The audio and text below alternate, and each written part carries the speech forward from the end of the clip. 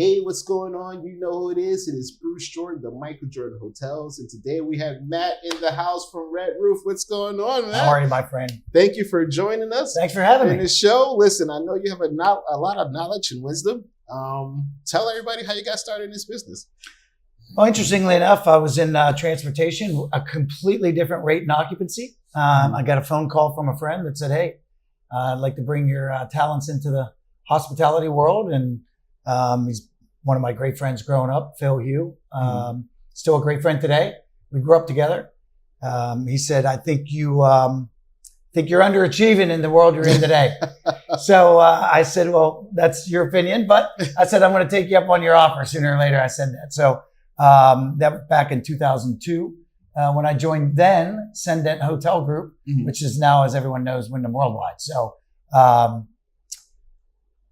over 20 years in franchising and hospitality and real estate. Wow. Like, what are some of the things that you've seen shift in the real estate side of the business back when you first started compared to now? You know, when I talk about the real estate side of the business, I was in the franchising world with Coldwell Banker, franchising and mergers and acquisitions. So I talk about that, growing people's real estate brokerages. But when I take a look at the real estate itself associated with deals, I remember a gentleman that won the $1 million lottery or whatever it was, the Powerball, from West Virginia. And they said, what are you going to do with your $350 million? He said, I'm going to buy dirt because they don't make dirt anymore. So that's profound. But at the end of the day, I mean, depending on where you're going and what's happening in those markets, your land costs are they can be through the roof on occasion. So depending on the market you're in. So it does change. And the growth in the emerging markets, I was on a panel this morning. We were talking about our great city of Columbus, Ohio, where my brand's based, with the Intel chip making plant being built there. The minute something like that's announced, things change, right? Absolutely. I know that was that's going to be a big revenue driver for that area. Yeah, sure. And it's awesome. I'm glad they picked Ohio. It's a great thing for the state of Ohio, the people of Ohio, and it's just phenomenal. It's a big win. Yeah. What have you seen with acquisitions compared to back when you first started to now? Because I know that when you guys come in and you come in to win. Red Roof comes in and comes in to win. They take the property, they go ahead and fit it out. They throw their whole model in there, and next thing you know, it's profitable again. Well, it's interesting when you talk about conversions, you talk about acquisitions, that sort of thing. We're a franchisor, although part of our company has owned franchises as well with partners. So as we continue to grow and mature the franchise business, we're now at 706 hotels franchised. So every hotel in our system is franchised. So people think we have corporate stores. Yeah. That's how they refer to them. So our franchisees are the ones growing our brand, and they're our customers. So when I say they're acquiring hotels, they're taking a look solid at the market, figuring out what's the best way to enter and what the best brand is for the market as well. So you could have mid-tier, upscale, economy, and budget in the space. So, or if you go in and there's not a good economy opportunity there, that's when it's perfect to choose a Red Roof brand to put on the hotel. So we're typically looking 80 to 120 keys. And we're doing a lot more with our space in the rooms and understanding what the customer wants. They want a clean, comfortable room, odorless. They want it to be comfortable. They want a good night's sleep. So we just want that hotel to take on the characteristics of the brand all across the country. So that's why people started franchising in the late 70s, 80s. You started to see names on restaurants, names on hotels, 70s, Holiday Inn, that sort of thing. So we like to buy consistency, and that's what people expect when they travel from city to city around the country, and now around the world, obviously, with brands, that consistency. you know the brand, you like the brand, you trust the brand, and that's very important. So, with almost 800 hotels, yeah, 706, 706 yesterday officially. Obviously, we have goals. We have a goal of opening at least 50 hotels in our brands every year. So we're on pace to do that again this year. We're very excited about that. We have great franchisee base. So, and when you have customers that believe in you, your brand, it gets a little easier. It's a little tougher though today because of what we are calling, I am calling the 3 I's. Interest, inflation, and interesting times in Washington, D.C. So, we'll get through that. There's always the cycle. So things are a little quiet right now. There's not a lot of transactional opportunities going on at the time in the space. So we're making sure that our ducks are all in a row, preparing for that opportunity, because when they do come, they'll come sometimes with a flurry. Yeah. It's going to be like a wave coming in. Right. When interest rates drop. Yeah. And, I do a lot of tracking of opportunities. I have a lot of data, and I can go back to when I joined the brand in 2014, and I can tell when we're busier, because we're primarily a conversion brand. Now we do have new construction prototypes for every brand that we do have. So, specifically Hometown Studios most recently. Okay. Now, you guys are investing in the extended stay market in a big way. Like, what's your ideal extended stay customer? We're consistent in the economy space. We don't want to be everything to everyone. We want to be the right thing to the right customer. We've been in economy lodging for 50 years. So as we expand in the space, we know who our customer is. Correct. So, we're utility workers, construction workers, traveling nurses, relocations, very, very, important part of the business. Then when there's a disaster or something like that, it's unfortunate, but people need to come to areas for a long-term extended stay. We provide that. We have full kitchenettes, studio suites, that sort of thing. So that's who we're looking. That's the type of customer that we're looking for. And not to be confused. You're looking anywhere from 7 to 28 days is considered an extended stay. If you go beyond that, you can become in a lot of states a permanent, like a lease or a rental. Correct. So people have to understand that when they talk about extended stay, whether it be in upscale or mid-scale, or whether it's the economy lodging space, it's something that because it's a newer segment. I don't want to say it's new, but it's one of the newer segments in the hospitality hotel business. Coming around from Jack DeBoer with Residence Inn and Candlewood Suites and all of those brands, and our ownership actually started in the hospitality industry in the extended stay space, and then got into the business and had the opportunity to acquire our brand. So as we see those opportunities, we said, we need to come out and we need a new construction prototype. So we came out with one in 2018. And as we started to develop and build the business, we realized, conversions were happening. And then it was kind of probably like a wait and see. And then COVID hits. So in that time frame, we then go back to the drawing board to retool and make our prototype more cost effective.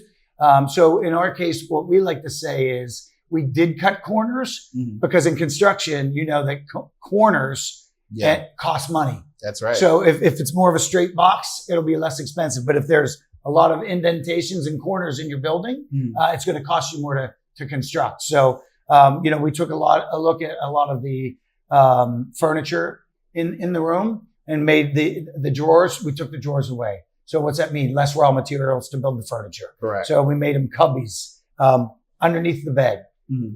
Anything that we could do for labor, anything we could do to reduce labor as well. That's a huge conversation that continues to go on in in every industry for the most part, but in our industry specific. I remember when I managed extended stay hotels, and I would process like 15, 20 evictions a year. It's people really don't understand that side of the business. Right. When they become a permanent resident, they know they have more rights versus if they're just a regular guest. Yeah, you want to check them in and you want to check them out when you're supposed to, because otherwise they're going to begin to be a different type of customer. Correct. And then the roles change. And and a lot of people in a lot of different size or segments of hotels in a lot of cities had to deal with people that were displaced and put in the hotels. Mm-hmm. And I think there's still a lot fighting with local municipalities for evictions, and it's a long process, as you are well aware. Yeah, the other side was the sales tax, because after a while they become tax exempt. Right. And if you don't make that change in the system, they're going to be like, why are you still charging me tax? I want all my money back. Right. So that was another situation that you have to deal with when you're dealing with extended stay hotels. Right. So we're looking forward to the promises made about the interest rates coming down, and sparking some of that opportunity in the industry. Our industry is stepping in and stepping up and really taking care of their customers better. And when I talk about the customer, we've always made sure that our customer first was our franchisee, or is our franchisee, and the head in the bed. But the person, the group, our franchisee that's taking care of the heads in the beds are the most important to us, because if we keep them happy, they're taking care of the customer. Do you foresee, when interest rates going down, do you see real estate property, the evaluations, a little bit of inflation, you see the prices increasing by 10%, 15%, 20%? You know what? I'll let the experts stick to that one. You know what I mean? I don't want to shoot from the hip and that sort of thing. But when the inflation comes down, that does spark opportunity. And unfortunately, with some of the loans that are out there, we're going to start to see activity coming back. And it's unfortunate because people's loans, their adjustable rates, adjustable mortgage rates are going to be going up, and they're like, well, it's sometimes unbearable. So they're coming back to the bank. So we're going to see a lot of that opportunity. And then these opportunities become repositionable in some cases. And, it's make sure that you're in line first to understand when that's happening and that sort of thing. But it's, again, one of those things that comes around, and it's unfortunate, but we wish it wouldn't happen. Yeah. I know you've seen a lot of deals, pass by your desk, good and bad. Tell me about like an inspirational story that a hotel owner bought a hotel and everything just came together, and it was just an amazing opportunity. And they were just so happy that well, I can. There's so many of those great stories. Yeah. I mean, frankly, our customer base is the Asian Indian owner, and they are a story in itself. First of all, and to go from owning a mom and pop, being an immigrant to the country, to develop or run a 20 or 30 room hotel, live there, raise your children there. They're now doing hotel deals. Those are inspirational stories. And you think about that in the NABhood community today, and that's the lead, that's the follow, right? And being together as one, and sometimes pulling money together and bringing people along with you. But, I can speak to one particular franchisee that is now actually on our Franchise Advisory Council board, has a great story. He shows a cartoon, comic drawing that a little cartoon or whatever you want to say, that he drew with his crayons about him owning a hotel one day. And it was very impressive. Now he has multiple hotels. He has 3 hotels with us, just having a dream as a young child. And he bought a hotel, put our flipped it to our name, and then dual branded the name, waited for our dual brand to be approved with his property. Because initially we didn't approve the dual brand with his property, understanding that we were still launching a brand, have a brand. Okay, now we're going to make a dual brand. So he did such a great job that we gave him that opportunity, and he's still thriving today. He went and converted another hotel completely to a hometown studios, and is being very successful with it as well. So him now sharing his knowledge of that with the board and assisting us with what the community of hoteliers think, their ideas as well, because we get a lot of our great ideas from our franchisee base. We don't implement strategy or amenities or anything like that without the franchise advisory council being involved and giving their insight. So, there's the thing out there, we talk about amenity creep. We want to make sure that our franchisee customer has that opportunity to get a really, really good return. And the more expense they have is less opportunity for them to do that. So the key is to make sure that it's a clean, comfortable stay, smile on the face whenever the customer shows up, and making sure that any of their needs are taken care of. Nice. Listen, that's all the questions that I have for you. Listen, I'm so glad you came. I love that inspirational story. I'm definitely going to make sure that's a real. But tell everybody how they can get in touch with you. Well, listen, we're at redroof.com to book a room. We're also at redrooffranchising.com to learn more about franchising. You'll see my face on there, my contact information, and no matter what part of the country you're from, or that matter from the world, we're on all of my development teams. Information is there on the contact page. If you live in a specific state, or you have a state where you have a specific opportunity, feel free to reach out to that director directly, or you can always shoot me an email as well, or pick up the phone and call me, because if I don't answer, I will call you back. Yeah, if he doesn't answer, it means he's at one of these events. And thank you for tuning to another episode. This is Bruce Jordan, the Michael Jordan Hotels, signing out.